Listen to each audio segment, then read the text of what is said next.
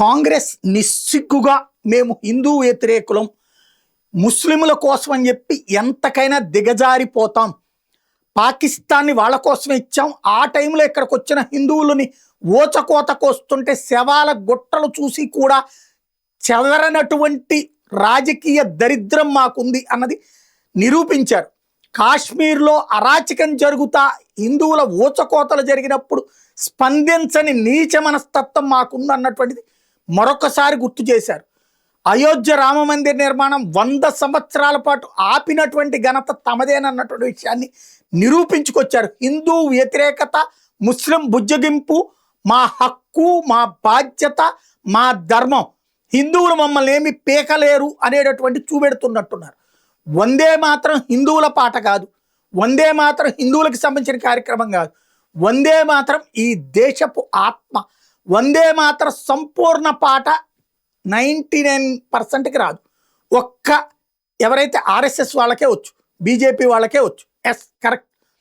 అసలు ఆ వందే మాత్రంలో 2 చరణాలనే నిశ్శబ్దంగా నిషేధించింది కాంగ్రెస్ పార్టీ. పాఠ్య పుస్తకాలలో రాయబడిన పేపర్లని చించేశారు. అసలు ప్రార్థనల్లో లేకుండా చేశారు నిశ్శబ్దంగా.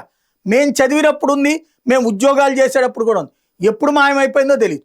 కాంగ్రెస్ పార్టీ ఈ 2004, 2014 మధ్యలోనే నిశ్శబ్దంగా చేసేసినటువంటిది ఒకటి. రెండవది, ఇప్పుడు ఆ వందే మాతర గీతాన్ని తప్పనిసరి చేస్తూ కేంద్ర ప్రభుత్వం ఒక బిల్లు తెస్తే పార్లమెంట్లో చెప్పచ్చు తమ అభ్యంతరాలు. మొత్తం అందరూ పాడలేరండి, కష్టమండి, నుంచోలేరండి, 2 చరణాలు పాడదామని. అట్లాంటి కన్విన్సింగ్ లేదు.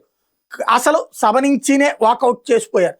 అంటే వందే మాత్రం మీద తమ విముఖత. 1930లోనంట వీళ్ళ పార్టీ దాంట్లో ఒక మీటింగ్ తీసుకున్నారట, ఒక డెసిషన్ తీసుకున్నారట. దాని ప్రకారం వందే మాత్రం మొదటి 2 చరణాలే పాడాలని అప్పుడు అనుకున్నారట. మరి ఇన్ని సంవత్సరాలు ఎందుకు పాడడం మానేశారు? సిగ్గు శరము నీతి నియమం లేదా? ఇప్పుడు బిల్లు తెచ్చాక ఆ 2 చరణాలే పాడతాం, మిగతాది పాడం. ఎందుకంటే అందులో మందిరే అని ఉంది, అందులో అమ్మవారి ప్రస్తావన ఉంది, కాబట్టి మేము చెయ్యం. అంటే దేవుడి పేరు, హిందూ దేవుడి పేరు తలుచుకోవడానికి కూడా బాధ, హిందూ దేవీ దేవతల్ని తలుచుకోవడానికి బాధ, భరత మాత అనడానికి బాధ. ఇదెక్కడ దుర్మార్గం, ఇదెక్కడ దాష్టికం?